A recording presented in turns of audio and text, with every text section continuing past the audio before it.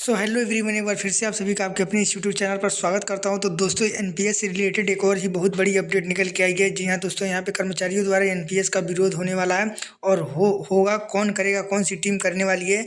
यहां पे कर्मचारियों को एकजुट करेगा, एनपीएस के विरोध में कर्मचारियों को एकजुट करेगा AIRF जो है संस्था, वही एनपीएस को मतलब एनपीएस के विरोध में खड़ा होगा।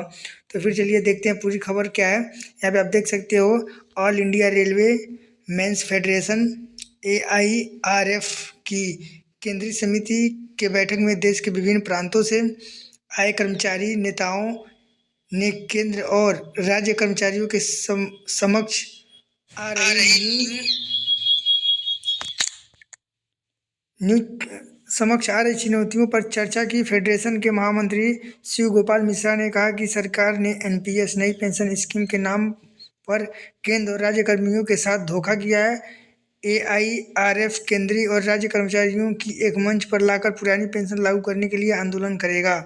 सोमवार को केंद्रीय समिति की बैठक के दौरान महामंत्री शिव गोपाल मिश्रा ने कहा कि 1 जनवरी वर्ष 2004 के बाद भर्ती कर्मचारियों को नई पेंशन में शामिल किया गया है। पेंशन के लाभ के लिए कर्मचारियों के वेतन से 10% की कटौती की जा रही है। इस पैसे का उपयोग कहाँ किया जा रहा है, इसकी जानकारी कर्मचारियों को नहीं दी गई। नई पेंशन स्कीम में फैमिली पेंशन की गारंटी नहीं है। कहा कि वर्ष 2016 में उनकी केंद्र सरकार के संगठनों, गृह मंत्री, वित्त मंत्री, रेलवे मंत्री और रेल राज्य मंत्री के साथ कई बैठकें हुई, लेकिन कर्मचारियों की मांगों को लेकर कोई फैसला नहीं हुआ। कहा कि 7वें वेतन आयोग लागू होने के बाद विसंगतियां दूर किया जाना, एनपीएस के दायरे में आने वाले सभी कर्मचारियों के लिए पेंशन की गारंटी और पारिवारिक पेंशन का प्रावधान, निजीकरण के प्रयास समाप्त करना, न्यूनतम पेंशन 18,000 से 26,000 करने और रनिंग स्टाफ के भत्ते में बढ़ोतरी आदि मांगों पर अब तक सरकार ने अपना रुख स्पष्ट नहीं किया। कहा कि AIRF सभी केंद्र और राज्य कर्मियों को एकजुट कर पहले जिला, फिर प्रदेश और अंत में राष्ट्रीय स्तर पर आंदोलन शुरू करेगी। फिर कह रहा है कि फिर दोबारा संसदीय सत्र के दौरान दिल्ली में विशाल रैली आयोजन किया जाएगा, जिसमें देश भर से 5 लाख कर्मचारियों को शामिल होने का संभावना है।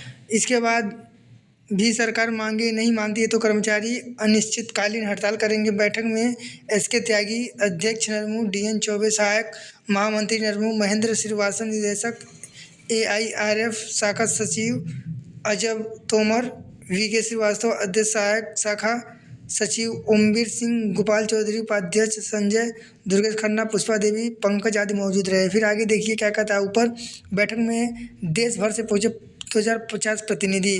बैठक में All India Railway Men's Federation के डिवीजन के पदाधिकारियों ने शिरकत की। बैठक में देश भर से 9 डिवीजन के 250 शाखा सचिव और अध्यक्ष प्रतिनिधि के तौर पर शामिल हुए। फिर दूसरा है, ठेकेदारी व्यवस्था को दिया जा रहा बढ़ावा। फिर कर्मचारी नेताओं ने कहा कि वर्तमान में रेलवे में कर्मचारियों के 2 लाख से ज़्यादा पद रिक्त हैं।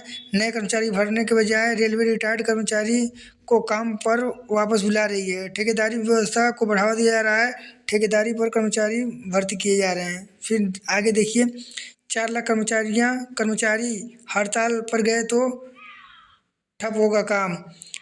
फिर कर रहा है, फेडरेशन के महामंत्री शिव गोपाल मिश्रा ने कहा कि वर्तमान में फेडरेशन से 7 लाख कर्मचारी जुड़े हैं। अगर इनमें से केवल 4 लाख कर्मचारी हड़ताल पर चले जाएं तो रेलवे का काज ठप हो जाएगा। तो दोस्तों, आप देख सकते हो कि रेलवे के कर्मचारी कितने जोरों शोरों से लगे हुए हैं नए पेंशन को हटाने में और पुरानी पेंशन को वापस लाने में। तो रेलवे के कर्मचारी के लिए एक लाइक तो बनता है। बेचारे दिन रात मेहनत करके यूनियन वालों के साथ मिल करके हड़ताल कर रहे हैं। और यहाँ पे आप लोग देख सकते हो कि पिछली बार ठंडी में 22 दिसंबर को उन्होंने रामलीला मैदान में भी ये हड़ताल किया था। अब देखते हैं कि अब आगे क्या करने वाले हैं, क्योंकि अब फिर से ये लोग प्लान बना रहे हैं कि दोबारा से ये हड़ताल करने, क्योंकि ये जब तक चुनावी मुद्दा है तभी तक ये काम हो सकता, नहीं तो चुनाव होने के बाद फिर ये सरकार कुछ नहीं सुनने वाली। तो दोस्तों, मिलते हैं नेक्स्ट वीडियो में। तो ज़्यादा से ज़्यादा इस वीडियो को शेयर करें। धन्यवाद। जय हिंद, वंदे मातरम।